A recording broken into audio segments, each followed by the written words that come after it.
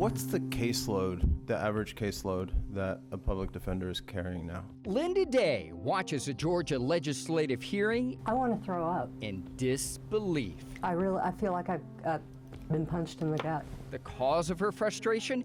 Amateo Ali, the director of the Georgia Public Defenders Council, telling lawmakers at the State House last week that her agency does not have enough attorneys to represent people accused of crimes. The most issue is not funding. The issue is we still cannot find attorneys. A surprise admission, because that's not what the director told Atlanta News First 2.5 months ago. Today, does your agency have enough attorneys to represent defendants in Georgia? Absolutely. This last 2 years have been the most phenomenal. Working in that agency right now is just not feasible. Linda is one of several state public defenders who resigned over the past 2 years, blaming Director Ali for not doing enough to support agency staff.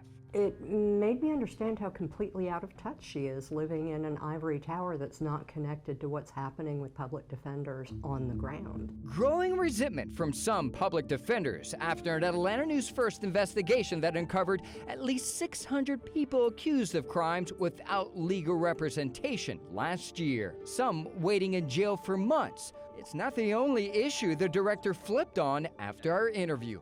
In November, we told Director Ali about Linda struggling to represent hundreds of defendants at a time as a contract public defender in Clayton County. You're pissing on fires as they come up, so cases don't really get looked at until they show up on a trial calendar. The director didn't believe her. It would be unfortunate for Clayton County to allow that to happen, and I don't believe that is true. Last week, Director Ali told lawmakers it's not uncommon for public defenders throughout the state to juggle 400 cases at a time. That's still very, very heavy. It's very caseload. high, and we're going to be meeting. I have just sent out an inquiry to 6 of the highest circuits. When you heard her say that, what was your reaction? Only 6?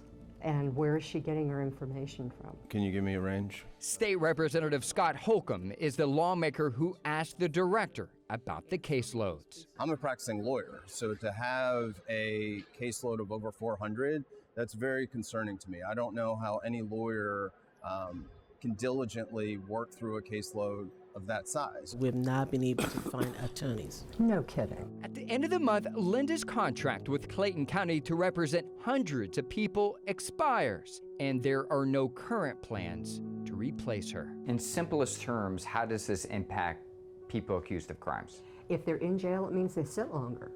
And it means that you sit until the DA's office indicts you.